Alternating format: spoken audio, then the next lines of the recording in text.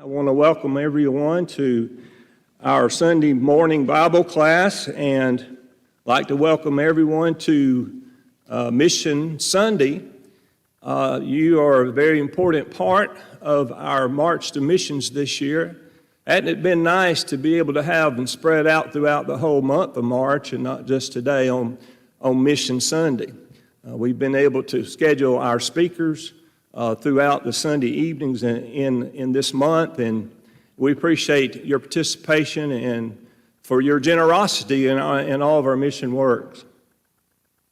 This morning we had scheduled Charles Steiner to present to us regarding his ministry and the CCM and how that is a mission for our college campuses here in our community. But he had some sickness at home and was not able to be here. We want to reschedule him. But Dwayne Marlowe, I called him, and he was scheduled for this afternoon at 5, and he was gracious enough. He said, "No, I'm ready." So, and we normally have him scheduled at the Bible class hour in the past. So he was in agreement to come on and just go ahead with his presentation this morning for us. So we look forward to Dwayne, and he helped lead the 2019 mission team to Tanzania recently. He's been on 3 campaigns over there. He's helped lead a mission trip to Georgia, and we look forward to his presentation this morning. I asked him the other day if he had enough pictures to choose from for his PowerPoint, and he said about 1,000. So don't worry, I don't think he's using all of those this morning. I think he said I've got 53 out of those. So looking forward to those pictures. That's a lot of pictures that everyone took. But there were 17 that went, and they all took pictures. I guess most of them did. And one guy took a ton of pictures. I think that was David. Is he here? But anyway, I don't want to take any more of Dwayne's time. We're going to invite him to come on up and present his presentation, and look forward to that now. Come on, Dwayne.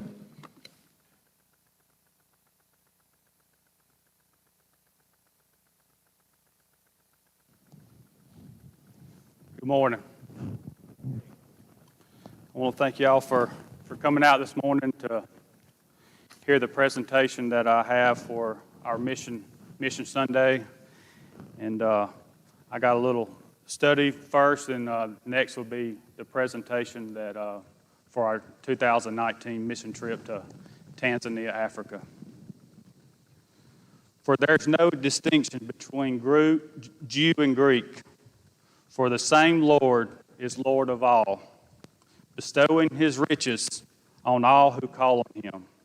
For everyone who calls on the name of the Lord will be saved. How then will they call on him in whom they have not believed? And how are they to believe in him of whom they never heard? And how are they to hear without someone preaching? And how are they to preach unless they are sent?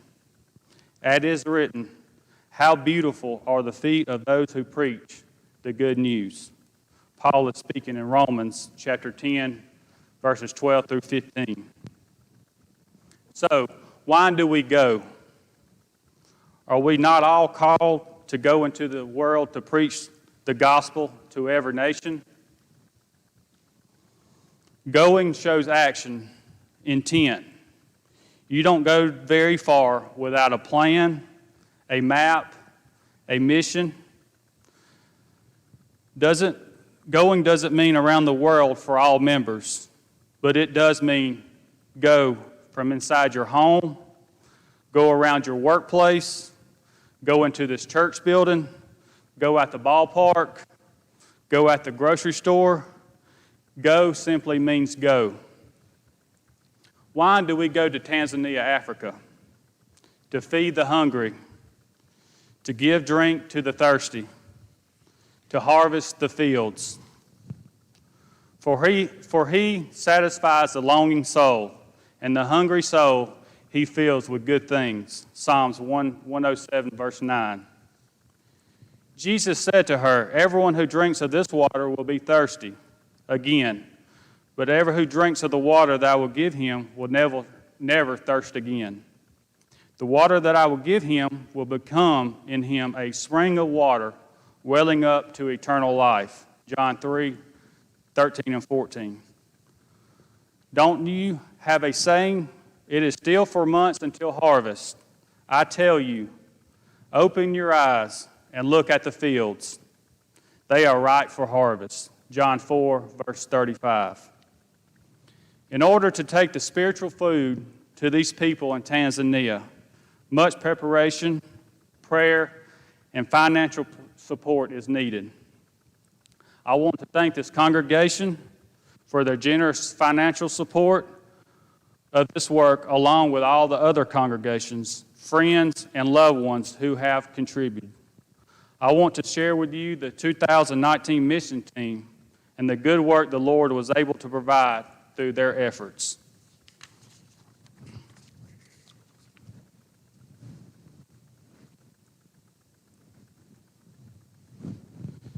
So, as you see here, we had 17 of our members go. Well, 16 members. One, Mac Fuller, he's a member of another congregation, but we have 17 total that went on our mission trip to Tanzania in 2019. Clay Estes, Jeff and Janine Dodd, Lily, Grace, and Peyton James, David Estes, Cindy Dixon, Dwayne Marlowe, Johnny Baxter, Bo Burkhalter, Michael Wiggins, Mac Fuller, Sawyer and Carrie Richardson, Jacob Hester, and Caitlin and Alan Milliton. 9 out of the 13 of our group that went was their first time to go. That encouraged me, knowing that the people at Northport is wanting to spread the good news. Romans 10:15, the beautiful are the feet of the messengers who bring the good news. So this is our group that went. This next slide, this is Mr. Allen and I, and the reason I put this slide up, and I just want to give a special thanks to Alan Milliton for all the work he puts into the trips for us. Getting to work alongside of him this year, I know all the hard work it goes into going on a mission trip. There's a lot of work behind the scenes that goes into it to make everything go smoothly. And I want to thank him, and I know the group thanks him also.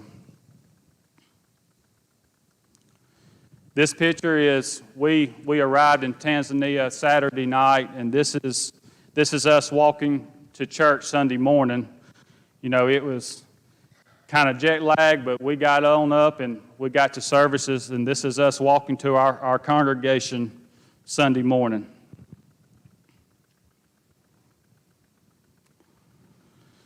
And this is after services. As you can see, it's custom in Africa after every service of the Lord's Day. Everyone gets up and they get around in a big circle, and everyone shakes everyone's hand after every service. And that's a picture that you could see, and it's very encouraging knowing that you see and get to speak to every member that worships that day. And this is a picture of David Estes. We told, after the services, we told the kids that David Estes had all the candy. So this is him, and he was out of candy very, very quick. And this is him giving the candy to the kids.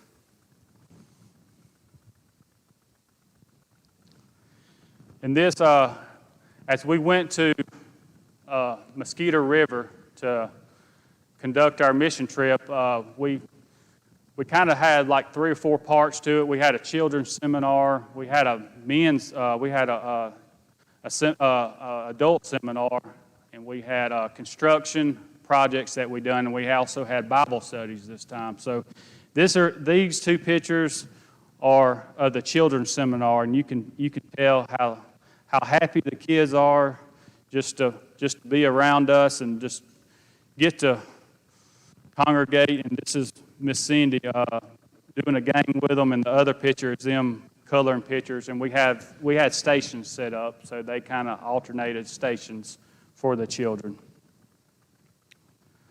This is another picture of Lily Grace and her. This was outside. We had a couple stations inside the church station, then we also had a couple stations outside of the church, and this is Lily Grace, and this is Miss Janine. And this is also a seminar. This is Miss Janine teaching inside the church, and this is Cindy teaching the kids outside the church.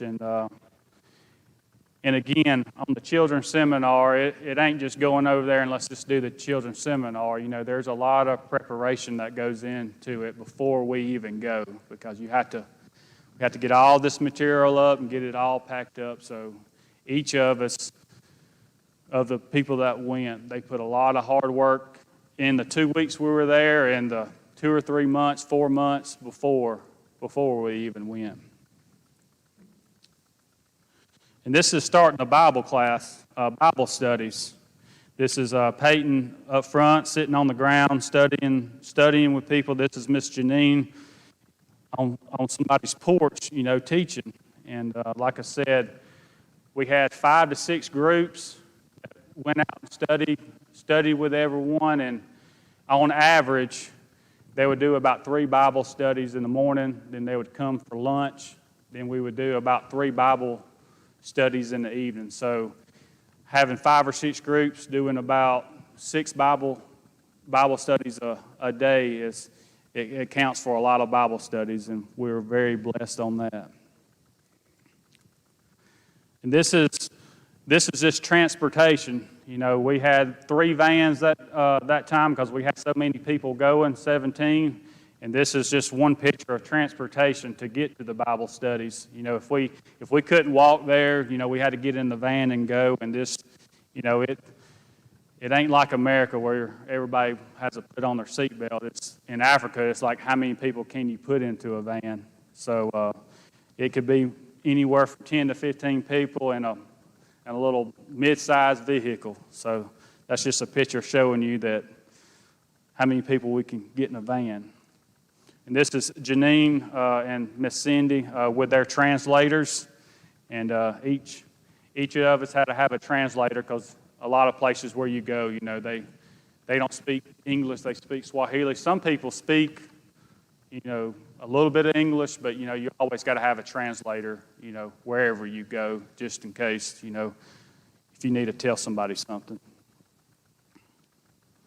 And this is Miss Caitlin with hers, and I just like this picture just to show you how happy everyone is over there, just to, you know, to spread the good news. And it's uplifting for the 2 weeks you're there, just knowing that you're there for 2 weeks. Everything can be out of your mind, and it's just concentrating on spreading the good news. And this picture right here, you know, all the women was hard at work. And when it comes to the men, when we got this picture, that's Carrie and Sawyer. You know, it was hard work over there to them. You know, they had to have a nap between their Bible studies. But he probably don't like me putting that picture up. But they're probably one of the ones that worked the hardest. They went to their village in the morning, and we wouldn't see them till at night time. And they had their lunch carried to them in a 5-gallon bucket, and you know they just kept on because I mean they just kept getting studies and studies and studies. So when Carrie left us in that morning, we would see him that evening. And this is just another picture of them up there. You just see how big this tree is.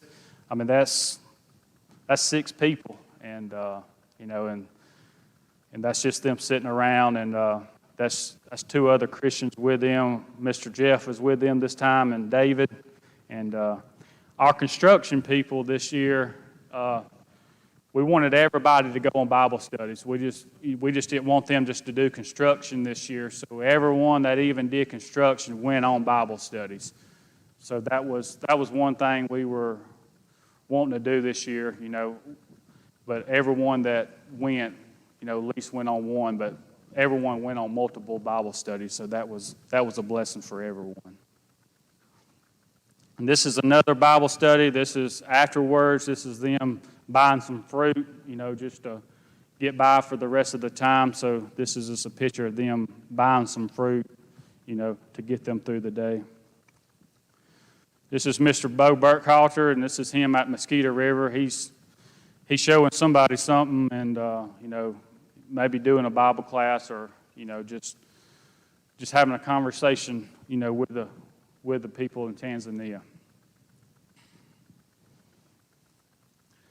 And this is some more Bible studies. This is Mr. Michael Biggins at the top, and you can kind of see they're kind of in somebody's living room, and below is in somebody's living room too. And when you go to these Bible studies, you don't really know if you're going to be inside, or if you're going to be outside, you're going to be on the ground, you're going to be under a tree or out there in the heat. So it's a blessing when you can go inside just to get out of the sun. But this is Bible studies.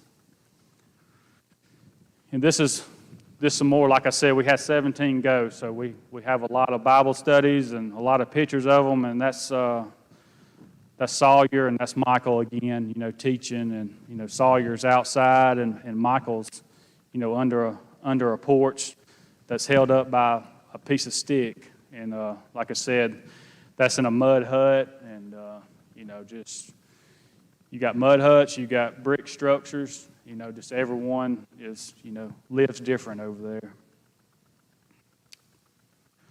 And this is Carrie and Sawyer, and on Sawyer's right, that's one of the women that was baptized.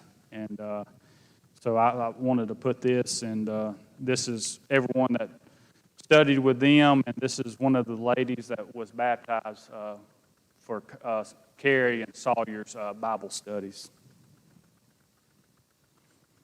And this is just another picture. You can kind of see sometimes you'll see 4 or 5 people in a group, then sometimes you might see 20, and that's not uncommon over there. That you might go into a Bible study and you start with 5 or 6, and you might end up with 20, 25, and that's very common, and isn't that a blessing? Because when people see you doing something, they just walk over there and see what's going on. So the good news is getting spread very rapidly over there. And this is another picture of the woman that I sent you 2 slides ago that I told Carrie that Carrie baptized.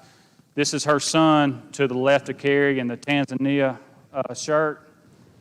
And this is her son that was baptized also during their Bible studies.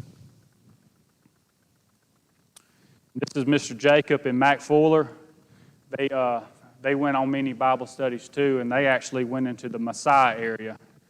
That's a tribe that's heavily in Mosquito River area. It's the Maasai tribe, and this is the people they study with majority of the time, and you can kind of see their clothing is a little different, and they're the ones that kind of live out and in the teepees and in the huts and stuff, and they're very big on nature, and so this is Jacob and Mac Fuller is some of the ones they study with.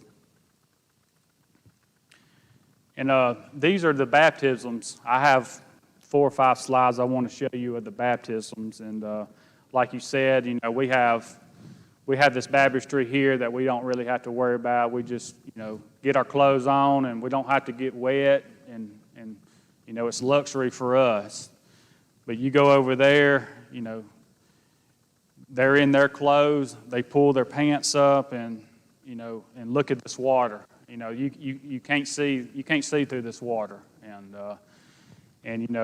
Africans, if y'all don't even know, but they're very scared of water because most of them don't know how to swim, and a lot of things that live in the waters in Africa eats you. So they're very afraid because there's some times where you have to baptize them 3 or 4 times just because their whole body don't go underwater because they're so frightened of the water.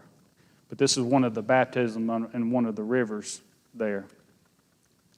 And this is another lady. She was baptized in the Mosquito River Baptistry.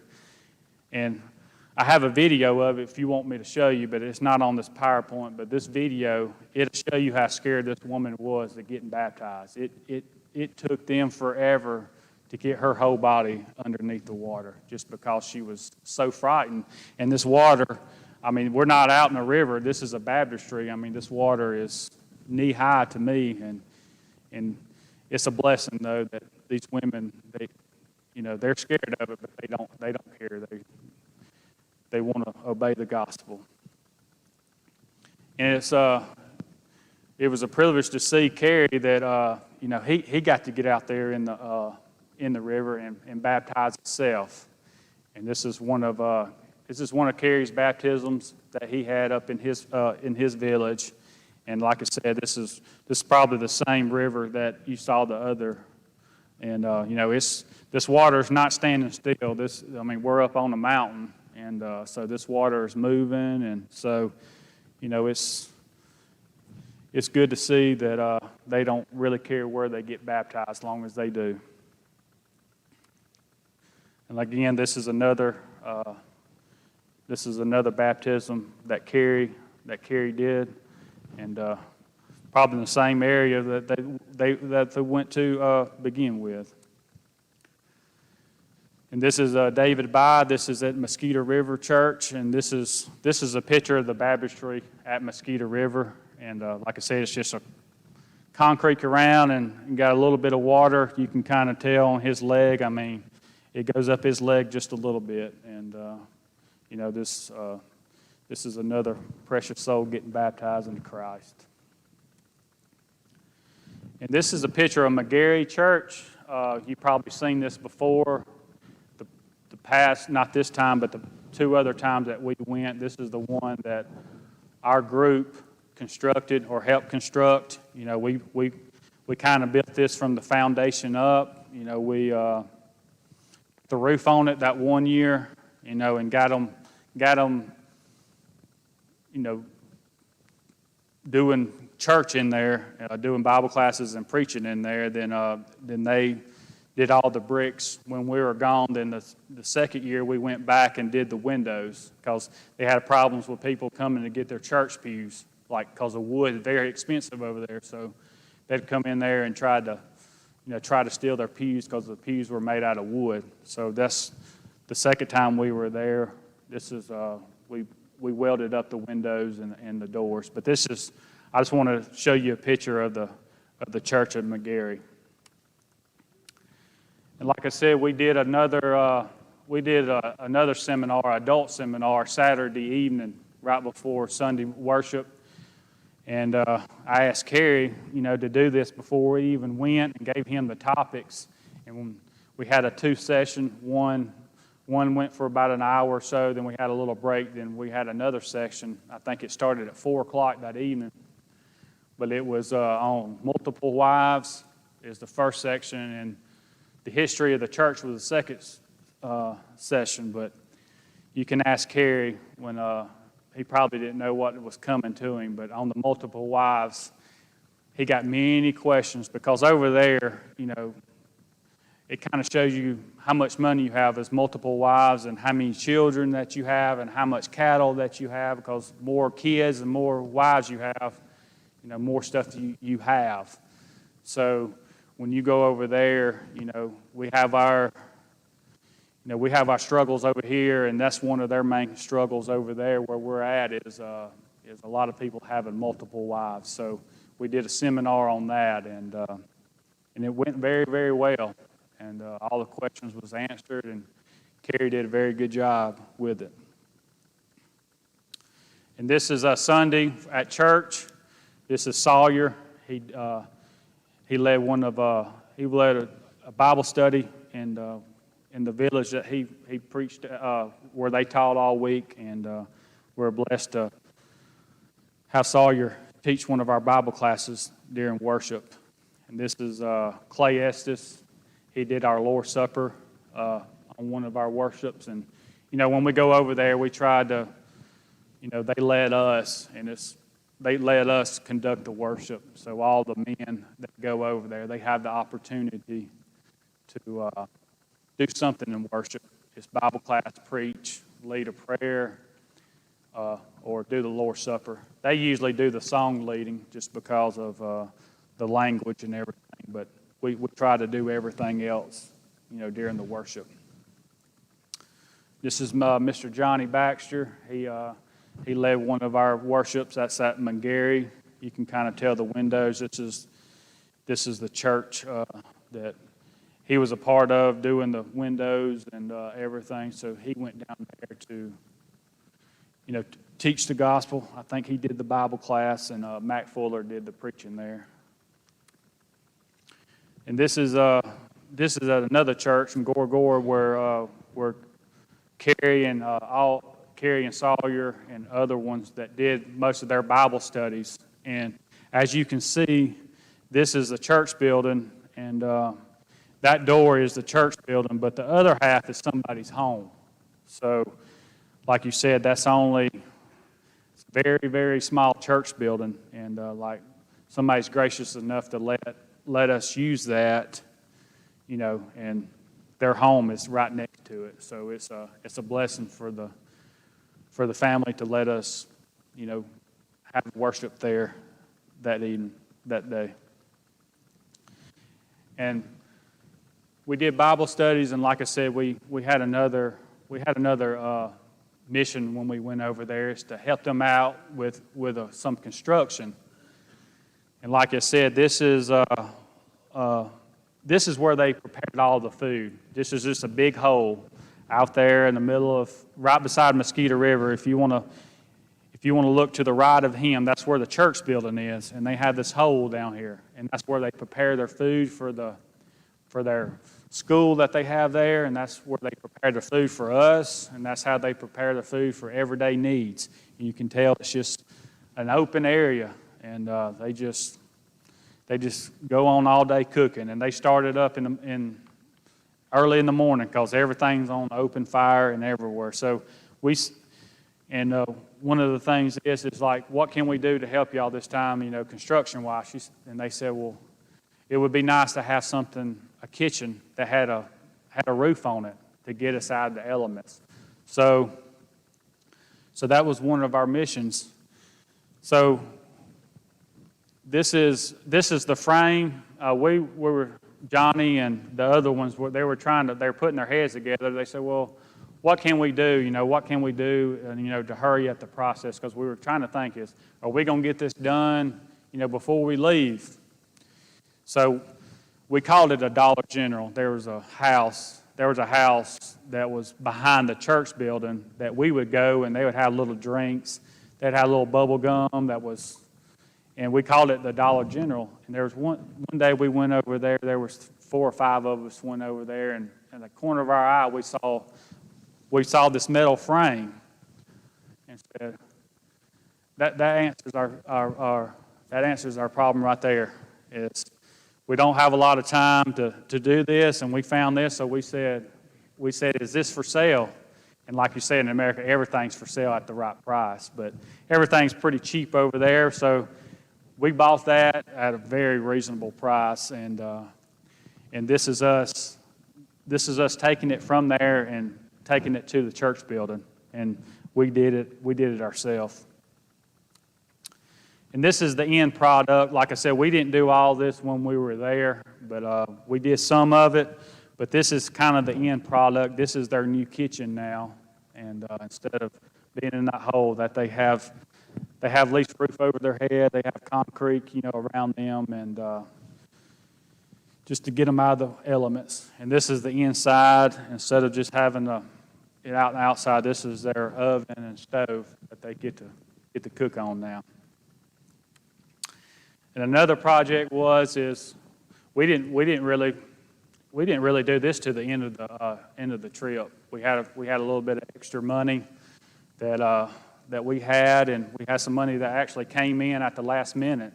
And we said, well, what can we do what can we do with this money to, help us and help them over there. So if you want, to me, to the left is the toilet that you would go. This is at Mosquito River Church. This is the toilet you would see if you went and used the bathroom.